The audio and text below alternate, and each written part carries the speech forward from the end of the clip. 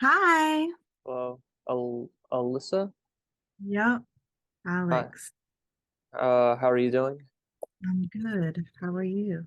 Good, good, good. You have a pretty dominant energy to you. I could tell that you're rarely ever wrong, which is going to make this interview very interesting.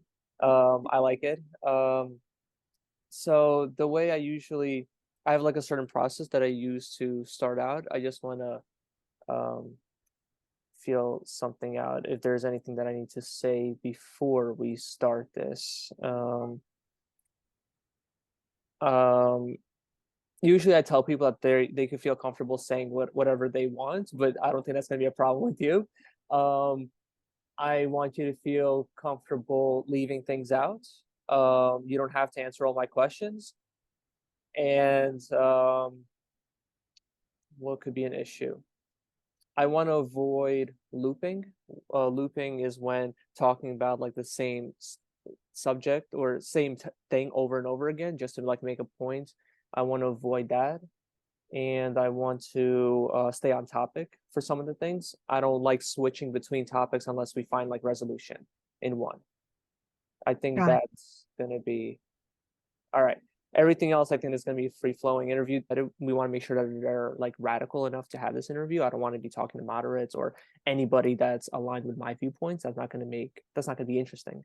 And they're all willing to talk. Um, could you just quickly like we're not going to set the timer yet. I just want to vet this out. I think a good question that I could ask you is, could you quickly tell me why you're so passionate about being a pro-Palestinian, being pro-Palestine in just like a minute? Sure. Yeah. Well, I'm culturally Jewish. Hmm. My grandparents came from Ukraine region and, Poland over there, and I know that they immigrated to the States to escape persecution based on their religious identity for being Jews.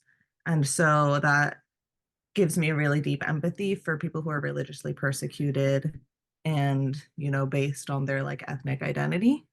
So I think that's the foundation of why I really identify with the Palestinian cause, and especially because I think that the state of Israel is it's like hypocrisy Do you that they, see yourself as a leftist on the yeah, political scale? Okay. And do and are you able to condemn the actions of October 7? yeah, um, in some ways, but I think that they're justified. They're justified. Okay, so you could condemn it in some ways, but justify it in other ways. Yeah, Um, okay, so I'm gonna feel this interview out then. Okay, all right, let me put the timer on awesome. just to make sure. Oh, before you start the timer, do you mind if I Yeah, just get a cup of tea? yeah, go ahead, of course. I'll Yeah. be right back. The for by the way, a lot of respect for you because I don't talk to many leftists. I've tried. They never want to talk, so I have a lot of respect for what you're doing. I'm going to try to be very gentle because I don't get these opportunities often. Um okay. So the first thing that yeah, this might be a shorter interview. So the first thing that I like to establish is a common goal.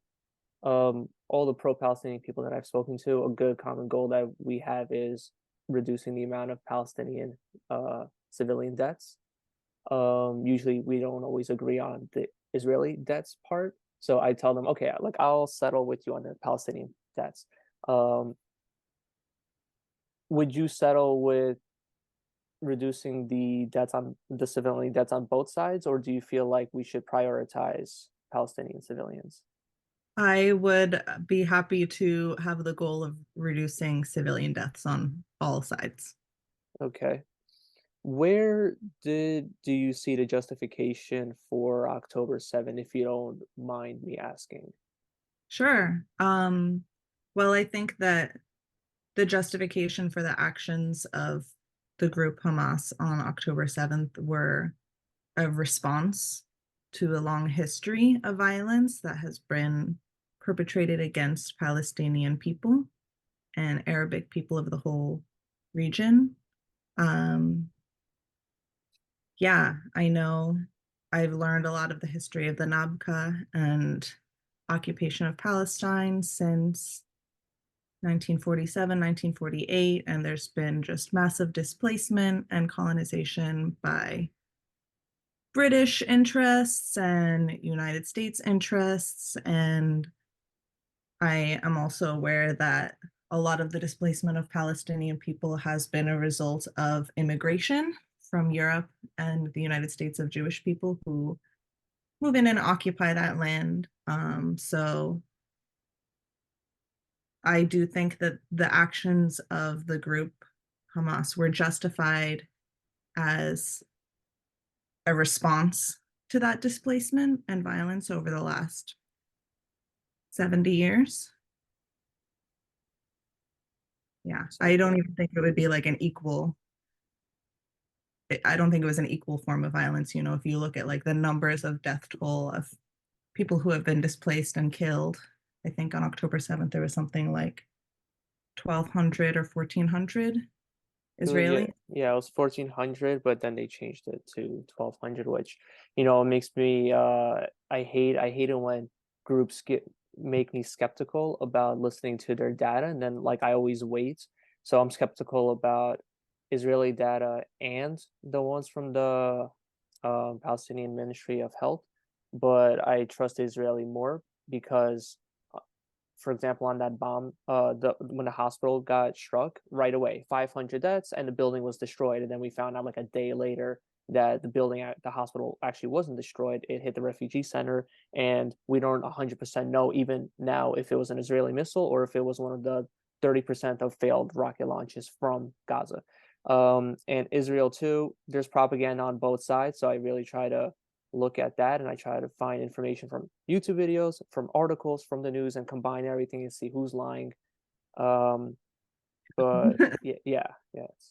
You need to have like real critical thinking skills and know like yeah, there's propaganda on all sides. So We make most of our decisions based on emotions, and we find the evidence to verify our emotions, unfortunately. So that's why a lot of the work that I'm trying to do is centered around emotions. So just to make sure that I'm understanding you, the Palestinian people have been displaced through the colonizations from mostly Jews from Europe.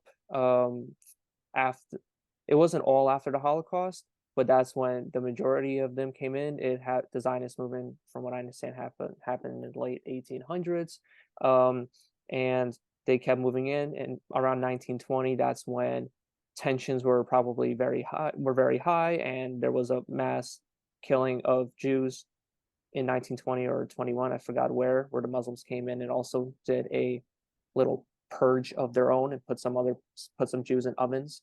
Um, and But it's like they came into the land without negotiating with the Muslims either, and because it was a religious dispute, like you should know that Muslims would not be happy with a Jewish majority. So like, why did you not negotiate with the Muslims? So there's that. So that was an issue that happened. They probably thought that they had protection from the British, but the Jews had conflicts with the British also. So that was a really fucked situation. Um, so yeah, so they're occupying the land. They displaced the Palestinian people with in 1948 with the Nakba, which me and you will discuss.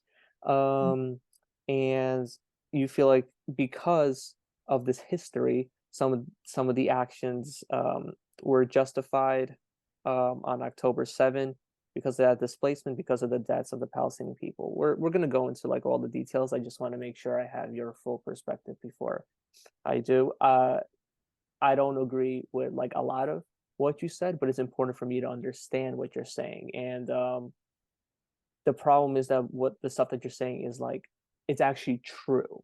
There's like nuance to it. I think there's like a lot of room for negotiation, but nothing that you're saying is like absolutely false yet.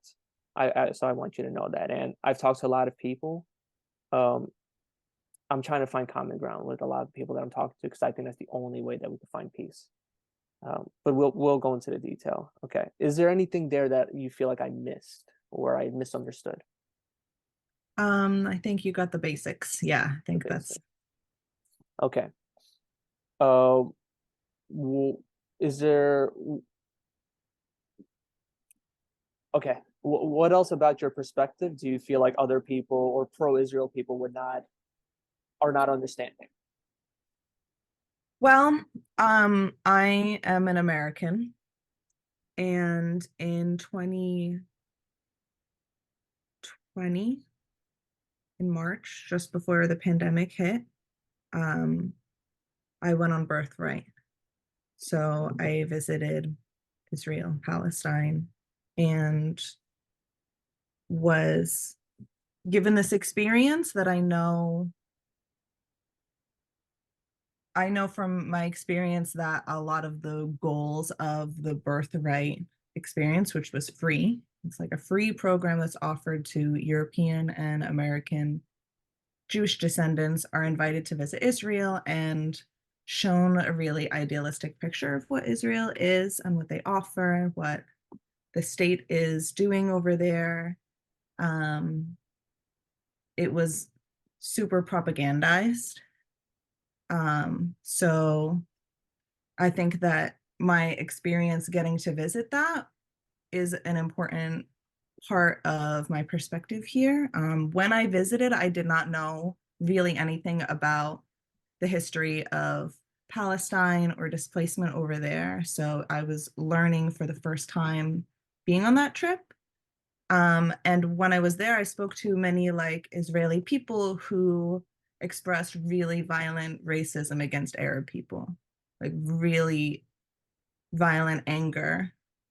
I was Anger anger towards just towards Arab people. Yeah. So like is it specific Arab people or just like as a whole Arab people? the whole Arab people. Yeah. So I can remember specifically because this wasn't facilitated by the people who were bringing us on the trip. It was just people who were living in the neighborhood, communicated with a group of us who were on the birthright trip. And he said, he was saying things. I'm trying to remember exactly what he said because it was quite a few years ago now, but he said something along the lines of like, I want to kill Arabs. I love killing Arabs. You know, like they hurt my people in the past, and though like, and so as a result of that, like my desire is to cause violence and harm and death to Arab people, not Muslim, you know, not Palestinian, but just like Arab, just like a whole ethnic racial group. So that was really shocking to me, especially somebody who didn't understand the history, to just hear that kind of like violence and hatred coming from someone. Yeah. Okay. Uh, I don't agree with any racism towards an entire group. I think that there are times where somebody said something and people take that out of context and they're like, this person is racist. For example, like setting up borders. It's like, yeah, maybe they're racist or maybe they're trying to protect their cities and their country from just radicals and they don't want to make a mistake. So you would rather want people coming in from like Denmark instead of like Afghanistan because in Pakistan, they just expelled over 1 million Afghani people, like over 1 million. I think it's 1.5 million because they allowed the refugees in and they started causing terrorism. And this didn't happen like 20 years ago or 10. This happened like a month ago or something, and nobody's talking about like expelling over 1 million people from one country. Nobody's talking about that. So it's like if you're not careful about who you bring in, there could be terrorism. So there's a difference there. If you're saying I like killing Arabs and you're a Jewish person, I don't know how that's going to bring us closer to peace. So I don't agree with that. My experience on birthright was like a little different. I remember I saw like a Jewish person and a Muslim person like having like a normal conversation. I remember I was at a shop and I asked one of the people, I was like, why aren't they like, how are they together? I don't understand. They should be fighting. And he was like, it's Israel. Like it doesn't happen here.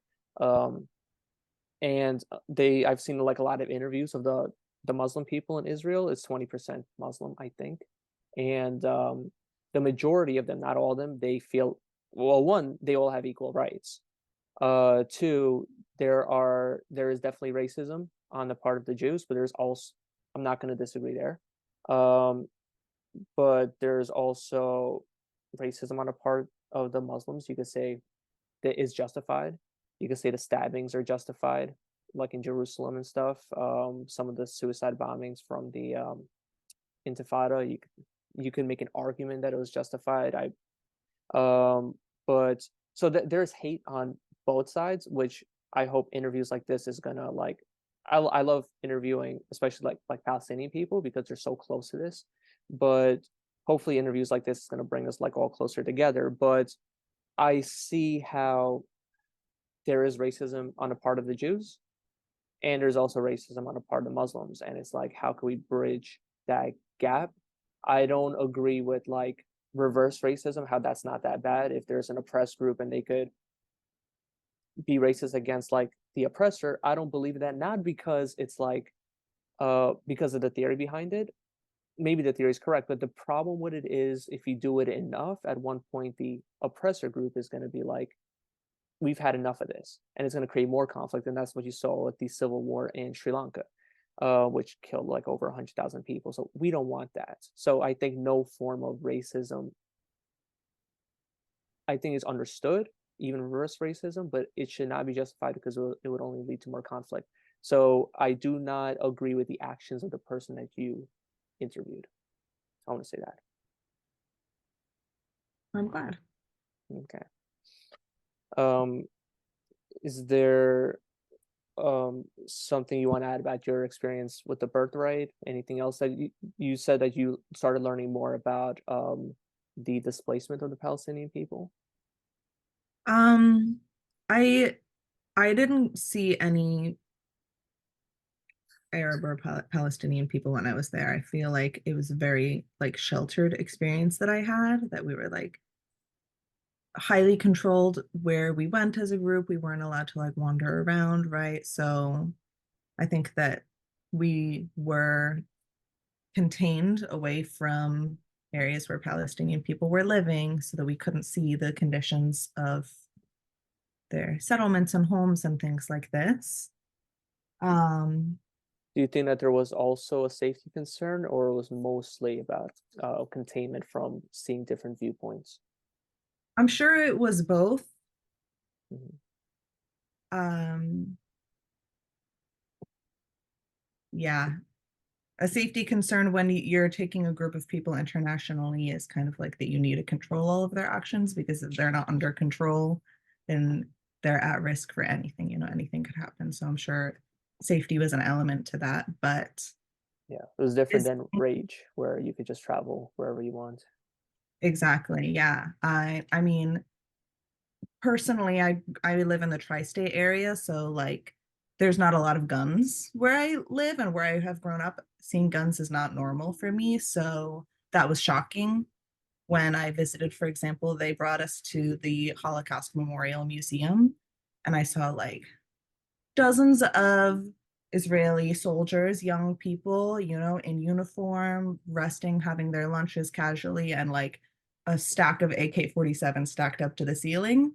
That was really shocking for me to see like that much artillery and weapons so casually carried around, in all public spaces, seeing like really big guns all over. So, yeah, you said earlier that people who are living in Israel, like Jews, Palestinians, Arabs, people have equal rights. I don't know about that. It's my understanding that the state of Israel doesn't necessarily have citizenship in the same sense that we would understand it here in the US.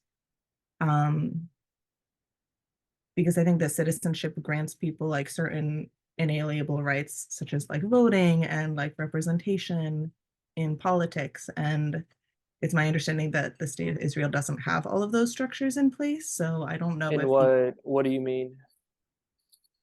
like, I don't think that in the parliament and like democratic structures of voting and politics in Israel, there's equal representation of Palestinian, Arab, or Christian Well, you're people. never. So, are you saying like equal rights or equitable or like equitable opportunities? Like like, are you saying that like the Muslims or Christians, they don't have voting rights, or are you saying they all have equal rights, but Muslims are just not equally represented?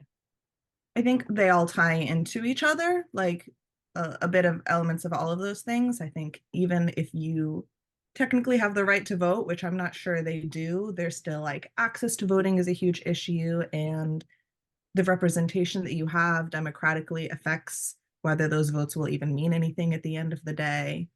So, yeah. And also, like, if the police forces that exist to enact laws don't necessarily represent your interests, then it's not very meaningful to have protection by police if you can't call them and trust that they're going to protect you.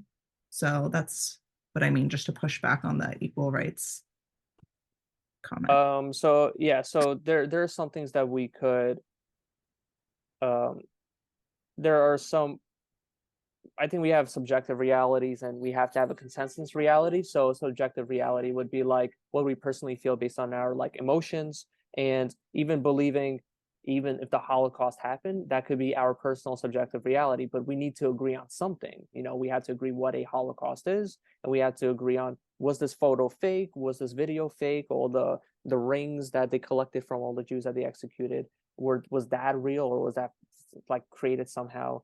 So we had to agree there. So we could agree on not equal representation, but then about not equal rights, we have to be careful there, because from what I heard from not only the Israelis and from the Muslims in Israel too, is that Mus- Muslims have all the rights that Israelis have, every single right. In the state of Israel, they all vote. They all have the ability to vote if a Muslim wants to become president or prime minister, whatever they have there. If they want to have that, they can if they're a citizen. So if they're if they stayed during the Nakba, and Mm. they would have been granted citizenship. But in the Palestinian like territories, whatever we want to call them, settlements, or those regions, they don't have the same rights because it's not in the state of Israel. So I think that we have to be careful there. So we could separate them too. We could separate the having equal rights with the representation. Are they equally represented? Mhm. So But I think that like equal rights is a really broad term. Like equal even if rights means, no, it's not a broad term. It means like, are you a you're citizen? a Could you citizen, vote? Could you vote? but who's eligible for citizenship? People who previously lived there and then they were displaced 30 years ago are no longer eligible for citizenship in that district. It means you're not discriminating vote based on the way you look or your religious belief. So they are not saying because you're Muslim you cannot vote. And in a lot of countries, you actually, I think some of the Arab nations, like if you're Christian or if you're a different religious group, just because you're not Muslim, like you cannot vote. I forgot exactly. I think it was Iraq or Iran, one of those two. So that's not equal rights. If Right. you're a citizen, like we could go into the details there, but it's like they're not discriminating anybody based on their religion and their race. So that's what Israel is doing. But the other countries in the Middle East, they actually do that. Even your gender identity, your sexual orientation, all those things. Israel does not fully. You could talk about gay marriage, and Israel does not have rights for gay marriage. There's that. I'll, Israel is imperfect, and I think that they have a lot of room for improvement. But to say that Israel is discriminating people based on just their religious beliefs and not giving them the right to vote, I think that would be inaccurate, personally. But I think citizenship depends on the border of like certain regions where people live. If they were born there, naturalized there, or if you like you move there and you live there for 3 years, then you can be naturalized, right? But Hmm. for people who previously lived in that land and then they were displaced, so technically they don't live within the borders of Israel anymore, then they're not citizens, then No, they're they not don't citizens, because if we go into the have Nakba about equal what right. what yeah, if we go into the Nakba about like what actually happened, both sides of the argument, we're going to see exactly why Israel does not want to give citizenship to those people who left, and they gave it to the ones who did stay. But we'll get there.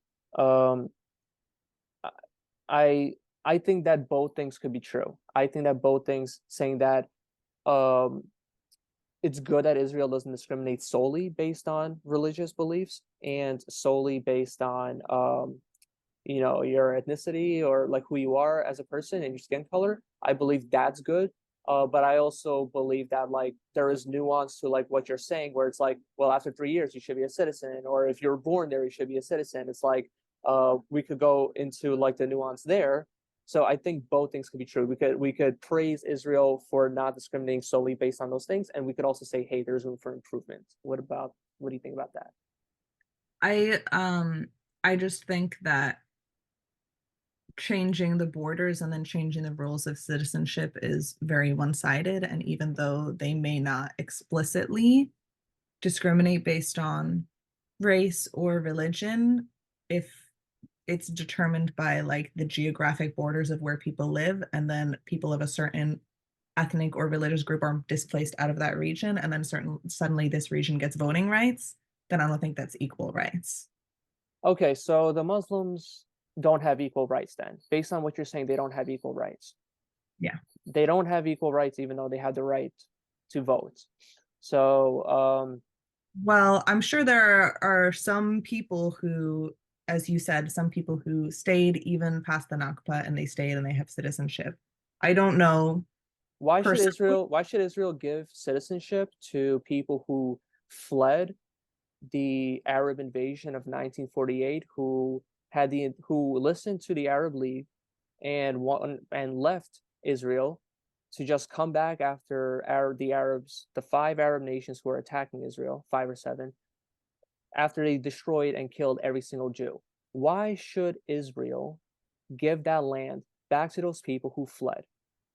Well, if they killed every single Jew, then how does Israel have a claim to that land to give citizenship or take citizenship away? Yeah, it wouldn't. It would just be destroyed.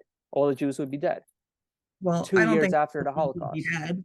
I don't think all the Jews would be dead. I don't agree with that since, That for was thousands that was of the years. mission of the Arab League in 1948. That was the actual mission. The second the British left, the second they left, the Arab League said our goal is to kill every single Jew in Palestine and finish what Hitler started. You could look that up anywhere. They didn't go in there to try to give freedom to the Palestinians. In fact, they wanted to take the land for themselves because Egypt did take the Gaza region and Jordan took the West Bank. Did they free the Palestinians there? No, they did the same exact bombings and anti-terrorism measures that Israel has been doing. And they didn't free those two regions because they don't care about the Palestinians either. Before 1948 in World War One, Egypt and Jordan, the British wanted to use their help to take over that area. They were going to give it to Egypt. So the Arab League does not care about the Palestinian people or the Muslims there either. They just want to take the territory because they're expansionists and colonizers the same exact way in your case that the Jews are. So why could the Muslims expand their territories but the Jews can't? That's one thing that frustrates me. If we could say the Arabs could do it, why can't the Jews do it? I think both should not do it. There should not be colonization. There should be agreement everywhere. It should be like, hey, how can we have a mutual agreement here? But that's not the way the world works. So those people, in my opinion, the ones who left to allow the Arabs to destroy Israel in 1948, why the hell should Israel bring those people back when those same people are causing terrorism in Lebanon, in Syria, in Jordan, in Egypt, in Kuwait? Well, Kuwait, they kicked them all out because of the terrorism that they caused. So now they can't cause terrorism there anymore. But yeah, so that's where I'm like, you're seeing only the bad side of Israel, which I understand. You're not seeing any of the good side for some reason, even though there's definitely some good side to them, especially because they have more equal rights for women, for gays, for most other people than all of the Middle East.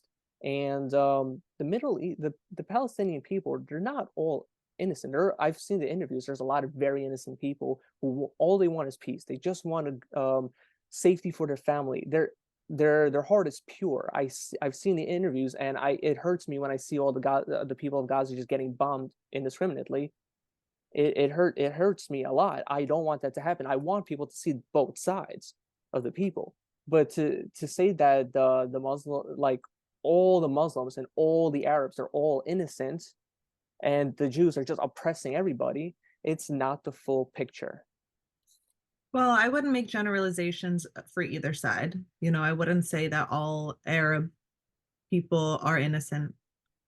And I wouldn't say that all Israeli people are oppressors, because obviously there's nuance to those situations. And to go back to your earlier point about Muslim expansion into the region and colonization, obviously that's not ideal either. That does not honor human rights of Palestinian people living in that region.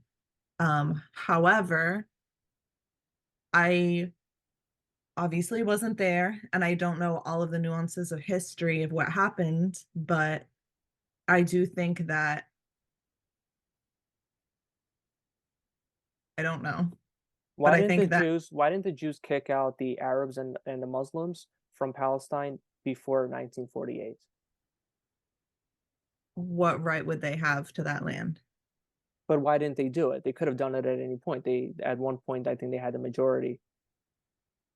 Well, I hope that those people wanted to live peacefully. I don't So, know. but why in 1948 they decided to do it? I don't understand much other than I know that there was a lot of like British influence in the region and like military aid to being able to force the interests of Israeli occupation of that land and like the growth of an Israeli state and establishment of an Israeli state. But Israel could have kicked out the Muslims at any point, and they could have kicked out the 20% of Muslims that stayed in the land of Israel after the 1948 war. They could I have don't kicked them out. I don't know if they could have just kicked They people could out have. They of the could have. full And military.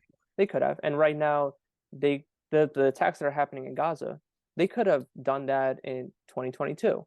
They could have just bombed all of them and genocided those people as much as they wanted.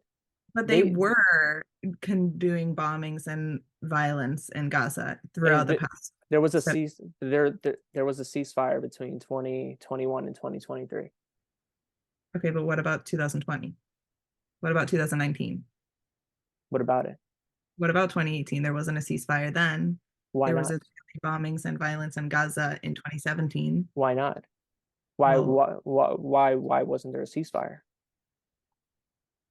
I think that the Israeli state wants to expand and occupy all of Gaza and the Palestinian territories and continue the expansion of that state. And And that's terrible. It's horrible and it's tragic. yes, And I feel like you feel powerless to what the terrorist state of Israel is doing to the people of Gaza.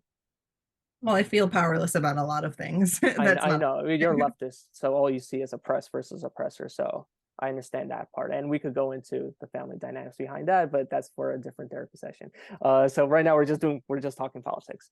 Um, so so yes, I think that feeling powerless to this oppressive force, um, I think the way you're feeling is the way a lot of leftists are feeling, and it's the way a lot of Muslims are feeling. And this is the thing that I enjoy talking about to people. I want to make sure that they feel heard and understood because I'm pretty pro Israel, and having a pro Israeli person trying his best to feel the pain of the other side, it's not going to cure anything, but I think it's helpful. Um, um, I don't. I think that the measures that Israel has been taking is causing a lot of death. The thing that, but and I feel like it's horrible. And as you pointed out, it's fueling this expansion mindset of like taking back all of Palestine and just killing all the people of Gaza, all the civilians. the thing we could say that's true, but we could also say it's true that there are no reports of how there. You don't see any reports of how many terrorists Israel has killed. It's only 20,000 people, 20,000 Gazan civilians. How many of those are terrorists? And everybody says something different. The Israelis say 200, 300, whatever, or 1,000, and the people of Gaza say like 20 or 30 terrorists to the 20,000 civilians. The thing that frustrates me is, yeah. So The the thing term that terrorist is like a well, pretty freedom. Okay, term. then we could say freedom fighting civilians, but if we don't distinguish the difference, then it's it's meant to do one thing, and that's it's meant to bring more hatred towards Israel, and it's done on purpose. Let's not see the nuance, so we could create as much hate for Israel, so we could destroy the state of Israel. I think it And creates hatred on both sides. I think it creates hatred for Israel and Palestine and just is driving up no, tension. most of all the only major news network that's supporting um, Israel is Fox, ABC, Washington Post, New York Times. New York Times, they're so pro Palestine, they're so pro Gaza, and they're so anti Israel. Like I've seen some of the writings, and it shocked me how much they hate the Jews.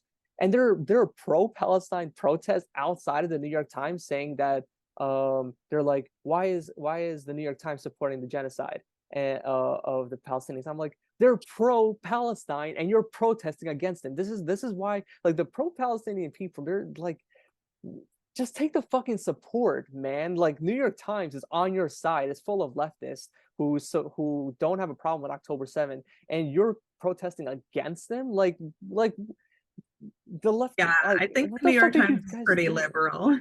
Yeah, like it's pathetic. And the other thing that disturbs me is that when the leftists get what they want, let's say they get rid of the patriarchy of the white oppressive males, right? They're gonna find something else, because in the Harvard universities they're oppressing against Asian students also. So, and then Well, what happens Harvard when, is a super racist institution, so yeah, but like with the thing with the leftist ideology is that, okay, there's oppressor versus oppressed. Let's get rid of this oppressor group. There's going to be another one based on a Pareto distribution of who creates value. I think that, like, in my opinion of being a leftist, it isn't to like remove one group of oppressors, it's to like dismantle the entire structure of oppression from any group. So that way another group couldn't step in and replace that power structure. I've seen what happens when that. I've read enough history to know what happens there. Okay, I'm Yeah, sorry. but I mean, in like isolation, the concept hasn't been proven if the rest of the world still exists in that power structure, you know what I mean? One day we'll have that conversation. Okay. I've been berating you a little bit. I guess I thought I was going to change your mind on one thing, but I that should not be my goal. My goal should be understanding, and that's not a polite thing for me to do. Um, let's. I want to venture a little bit into. Do you believe Israel's an apartheid state? Yes. Okay. Uh, describe to me why. Sure. So an apartheid state is a state, a governmental system where there's laws to enforce hierarchy of one group over another group. So, like, whether that's political representation or access to movement within the borders of a region or equal rights, as we were discussing earlier, like, the apartheid state is just a state structure that is inherently hierarchical and places one group of people over the other. So, since Israel is an apartheid state, what should we do about that? Well, Because isn't apartheid is evil, isn't it? Because you're oppressing a group, and because you're Jewish, you know what it's like to for your people to be oppressed. And if we could have stopped the genocide that happened based on from Germany, we would have done something. And the British and the United States and the Soviets, they did do something about that German problem who was trying to just kill whoever. And that's the other thing about the hate, the disease of hate, is that first they were targeting disabled people, then Jews, then gypsies, communists, and at one point you just destroy yourself, which is what happened. You target so many people that the world is like, we have to get rid of you. And that's another thing that I'm seeing that's happening with the Hamas, but also the Palestinians, because the majority of them actually support Hamas. Um, so I I think they've been driven to a point that they have no other option but yeah, to no, I mean, I could agree with you there. I could absolutely agree with you there. But when a group is driven to the point that they have no other options, they do something that's going to cause other people to. And that's what we saw with Germany. We saw that Imperial Japan thought that they had no other option except to attack the United States.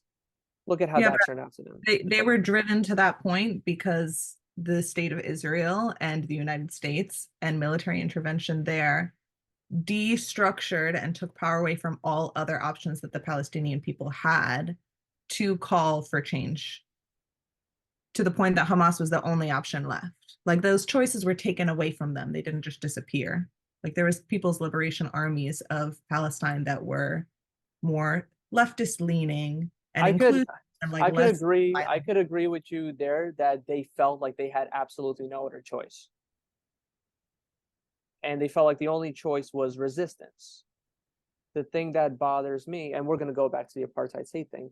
I just want to make a quick point about this and see what you think about it. The thing that bothers me about that is that people who are on the left, who are in the United States comfortable, or Muslims who have escaped the oppressive regimes of um, the Arab states, they they're in the United States comfortably on their keyboard saying the Palestinian people have the right to resist, and those kids are getting like if they're suicide bombing, those kids are dead. Like the 17-year-olds who do the suicide bombings are dead. The kids who went in and killed some of the Israelis, they died too. And there's something called pay for slay, where their families get compensated for every Jew that's killed. And people who are not in the conflict are saying, I want more Palestinian civilians, freedom fighters, to sacrifice their life for the liberation of Palestine while they're sitting comfortably from their laptop on their bed. And it's like actual lives are being killed, and what progress is being made? They're resisting. What progress is there? What progress? Like they're just dying. Israelis are dying, and the Palestinian people are dying. Let's say screw the Israelis. The Palestinian people are dying. Families are being lost. And for what gain? For what gain? Is it working? Is it working, or is it? And saying, well, they just have the right to resist. Okay, so you're supporting death over peace. That's my opinion about that. Yeah, I mean, it's very accelerationist and, pro-violent and probably voyeuristic for people, keyboard people in the rest of the world outside of Israel and Palestine to be encouraging any kind of violence or death if they're not going to be directly impacted by it or a participant in it, then like, But even the Palestinian people, they call their civilians and the little kids who die from the retaliatory strikes by Israel, they call them martyrs. And they say, so there was an interviewer who asked, well, why is Hamas sending these rockets from civilian areas? And they're like, they're using human shields. We don't that's not good. And the Palestinian woman who was interviewed there, which again is probably not every single person who believes this, but they've done research. A lot of them do believe that they're martyrs. She was like, they're gonna be martyrs for the cause of freeing Palestine from the rivers to the sea. And it's like in in 2020, in 2021, Hamas sent more rockets, and then there was a ceasefire, and then there was a ceasefire for 2 years. All and Israel started bringing in more people from Gaza for with work permits. All they had to do was not fire. All Gaza had to do was not fire more rockets. All Hamas has to do was not fire more rockets. Have more Palestinians come in, have more, and then Israel's leaning more left. Just allow the leftists to take over Israel. Allow them to bring in more Muslims, more of the people of Gaza. And what leftists are really good at doing is destroying a country from within. And just like spend 10 years doing exactly what the leftists are doing in the United States, trying to destroy it, bringing in more immigrants. Why send those rockets into Israel in 2023 on October 7th? Why do that? Like, it was so stupid because they knew that Israel was going to have massive amounts of strikes into Gaza. They knew that civilians were going to die, and they did not fucking care. All they had to do was wait. Why not wait for the leftists of Israel to destroy the country? I personally, and I'm sure many other people would agree with me, that they don't have faith that leftists have the power to slowly trickle in to a power structure and dismantle it from within. I But there is a think lot of progress, and the leftists always take over when times become good. When times become good, leftists there's the only country that I could think of that's like very developed where the leftists aren't really taking over is like Poland. But all the other countries, it is. give me an example of a country where leftists have taken over. Germany, Norway, Sweden, United States, Canada, England, France. You think Uh, that leftists have taken over any power in the United States? they have all the power. Let me ask you a question. Are liberals and the Democratic Party leftists? Yes. That is very funny to me because, in my opinion, they're extremely conservative and right wing. No. My perspective of what a leftist is not represented in the United States government. If you And I still have, call yourself a Democrat, you're a leftist. I know oh, many Democrats who no, went I don't who call are myself a Democrat. I don't call myself a Democrat, if somebody calls themselves a Democrat, then they're a leftist. but they're liberal, No, like all liberal in a capitalist sense, like pro-capitalist, which is not leftism. only the people that I met, maybe if they're over the age of 55 and they call themselves a liberal, then they would be traditional liberals, maybe over the age of 45. Traditional liberals. Anybody under that age, from like especially millennials, if they still call themselves a Democrat or a liberal, they're all socialist, which to me is a leftist and borderline communist. That's what I'm noticing. I don't think the Democratic Party is socialist at all. So I wouldn't agree that leftists have taken power in the United States or really any of the other countries that you've mentioned. And so that is why I would say I that's why can't I the can't say that Palestinian you're people wrong. would wait for leftists to come in and take power in Israel and slowly, move them towards a more progressive cause. I don't think that would ever happen. Then the other alternative is more Palestinian debts, which I don't agree with. And it's I said this in another interview. It's painful for me that I'm pretty pro Israel, but for some reason I care about the Palestinian civilians, their lives, more than any pro Palestine person I've ever met, because most of the pro Palestinian people, they're like, we need to support the resistance. And I'm like, that's going to cause more deaths on the Palestinian side. So But why do I care about those lives more? you say that you care about Palestinian lives, Yes. but what is their quality of life in Gaza right now? Well, that's the leftist argument, and that's separate from what we're talking about. We're talking about that's from like missiles and stuff. If you want to talk about the quality of life, we could have that discussion, but we have to separate it. I mean, I think that the cause of the missiles is a direct relation to the quality of life that people of Gaza are being forced to live. Okay, And so yeah, so if that's the argument that you want to make, so the argument that you're making is that if there is a group that has less resources, then that group has the right to kill the oppressor, and which is what you're advocating for. So they're the black people in the United States, they have less resources, so you're saying they have the right to kill whites and Asians. And but I see like a lot of Asians who are very poor, who are going through the trash to pick up bottle caps and stuff. Should we give them guns and say, hey, you're poor. Why don't you kill? Why don't you go around and resist against your white oppressors? Does that make any sense to you? well, I wouldn't make the generalization just based on race groups because I believe in a classist analysis, right? So instead of just giving guns to black people, right?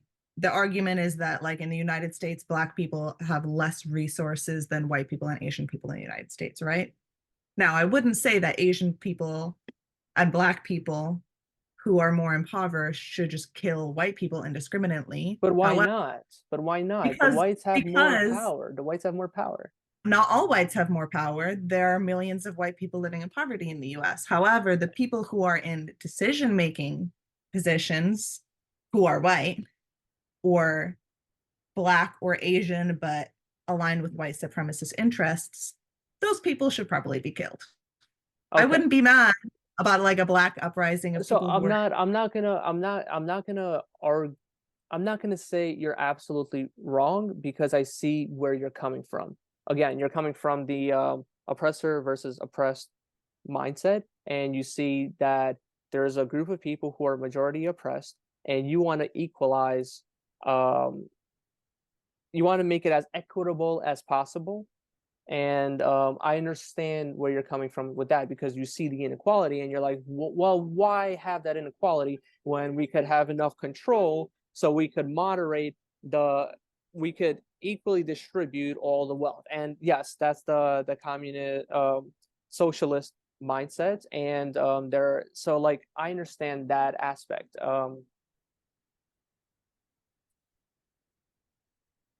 I understand that part. And this is, I'm gonna be honest, like for me personally, it's been very hard.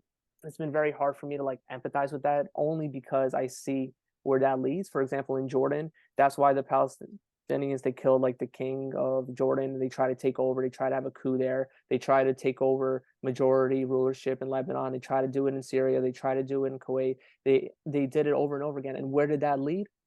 More debt. It's never ever worked. They tried in the Soviet Union. Tens of millions starved.